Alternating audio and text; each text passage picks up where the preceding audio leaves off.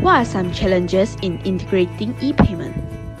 For banks, the primary challenge is to regain people's trust. After the 2008 financial crisis that affected both Singapore and Malaysia, people started to lose their trust in banks.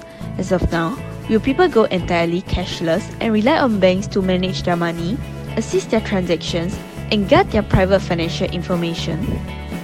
Banks will have to find ways to assure customers about their regulations, security in data, and organization in order for the countries to fully embrace the integration of e-payments. Second challenge for banks is how to safeguard their database. With such large number of users, banks, its merchants, and IT partner companies will be in charge of a lot of data, information like customers' daily transactions, to credit rating, mortgage amount, and etc. This data, when in the wrong hands, can be misused for illegal purposes, fraud. It can even cause customers financial loss or reputational damage.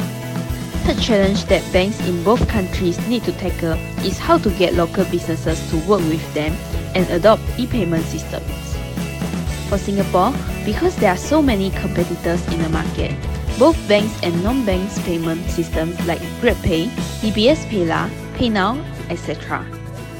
Businesses, especially SMEs, which makes up 99% of businesses in Singapore, are faced with a dilemma on which payment platforms to adopt.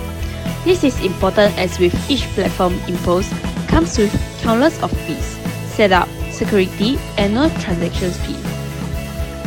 A challenge facing banks is how can they reassure SME that adopting the systems can help instead of hindering their business. For Malaysia, e-payments is making slow progress and are still at the development stage.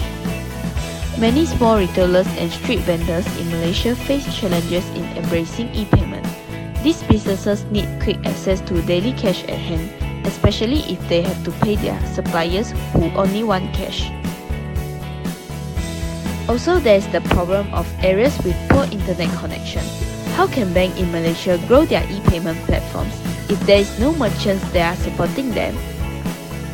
Now, let's move on to challenges of adopting e-payment in the perspective of consumers.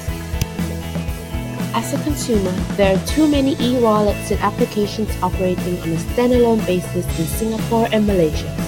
These e-wallets fail to interoperate with each other, leaving consumers confused and frustrated as they have to switch in between applications when dealing with payments to specific merchants. Proper guidance and facilitation from the government is needed in encouraging the growth and transitions of e-payment.